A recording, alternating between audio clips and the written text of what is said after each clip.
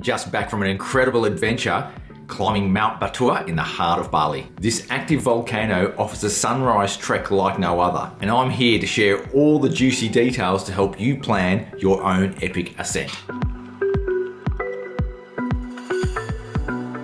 Mount Batur is more than just a pretty peak. It's an active volcano which comes to life periodically. Batur itself lies within a massive caldera, a collapsed volcano, which measures about 10 kilometers by 13 kilometers, and inside that you've got a volcano, you've got a lake, and a few towns.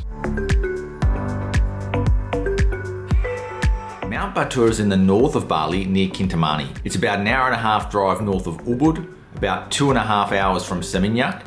It's uphill all the way, so factor in transportation time when you're planning your trip. Or better still, stay the night in the caldera itself. First things first, conquering Batur can be done in two ways. Firstly, you can book a tour through an agency from wherever you are in Bali. This takes the hassle out of everything: transportation, guides and meals.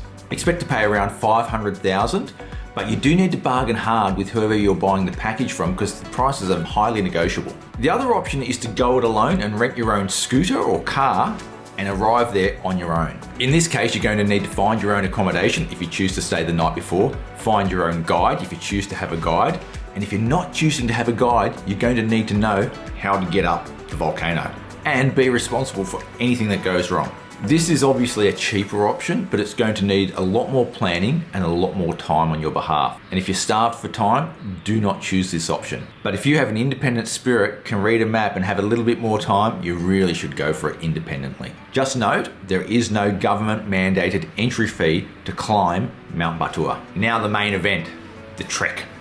It's a 9-kilometer round trip from the village of Toyabunga, right near the lake. It's a 700-meter vertical gain, so make sure you do not underestimate this trek. It is brutal. What makes it particularly punishing is the steepness of the trek, the loose volcanic rocks, and at lower altitudes, how hot it is. It's actually not that cool, even though you're climbing before the sun rises. But trust me, every step is worth it because once you arrive at the top, the views are incredible. From the village of Toyabunga, you slowly climb through a thick forest until you reach the tree line. And once you reach the tree line, you can take a step back, have a look at the view, and you'll really see how much you've already gotten above the village of Toyabunga. From here, things start to get seriously steep. The track starts to zigzag back and forth, back and forth, back and forth, all the way to the peak. Just don't be surprised when motorbikes zoom past you, because this is also the track that motorbikes use to take up supplies to the little warungs at the top, but also carry passengers who have already had enough. Before you climb, you're going to need a comfy place to crash. And around Batur, there are plenty of options. Guest houses, homestays, and even luxury resorts offer stunning views and Balinese hospitality. Prices range from budget-friendly to splurge-worthy, so just choose something that suits your budget. The main options are located either in Kintamani itself, back on the caldera rim, or closer to Batur, actually within walking distance, in the village of Toyabunga. If you choose something really close to the center of Toyabunga, you'll be able to walk straight out of your door, straight up to the top of the volcano. But if you're staying a little bit further afield, you're going to need to have your own transport, perhaps even hire a car and a driver, and it makes being independent a little bit more difficult. I stayed at Batur Sunrise Guest House, and I'll leave a link in the description below just so you can click straight through to the booking.com site. Look, you might encounter guides who are wanting to guide you unofficially. While some may be genuine, there are others trying to charge inflated prices and trying to get as much money from you as possible, and they may even be pushy. Stick to your plan. If you booked a tour, your guide's covered. You don't need to engage in any conversation with any guide. If you're doing it on your own, independently, stick to your plan and stick to the well-marked trails. Alternatively, visit any number of the booths in Toyabunga where they'll have guiding services which you can purchase at a negotiated fee straight from the bottom of the volcano, so you don't have to worry about any hassle of having to negotiate on the day of the trek. Packing smart is key. Make sure you bring hiking shoes, no flip-flops. A change of t-shirt, because you will get very sweaty and it's nice to have that change of t-shirt once you get to the top and it's very windy. You'll need a light jacket because that wind, again, is going to bite straight through you once you stop trekking.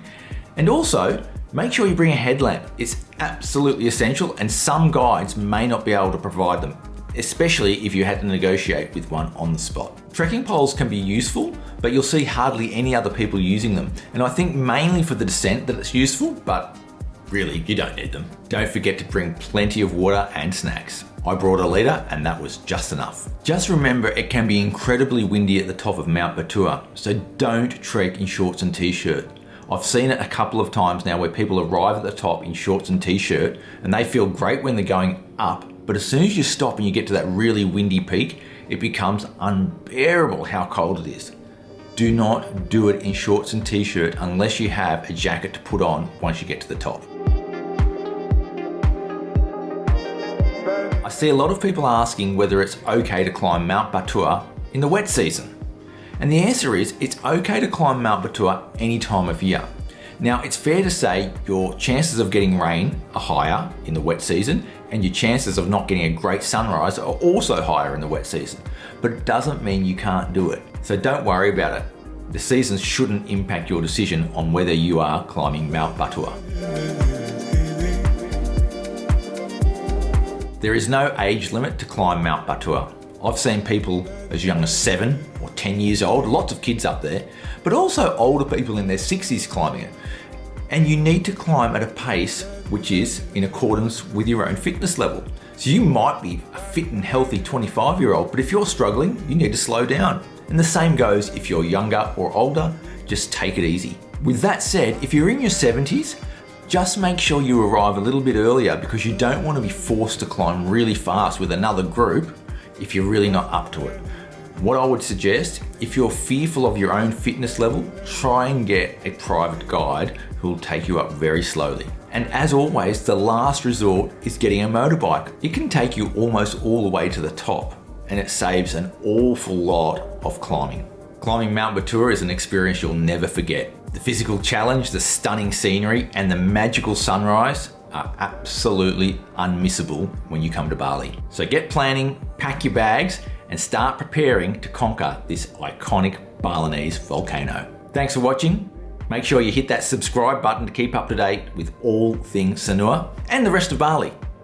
I'll catch you next time.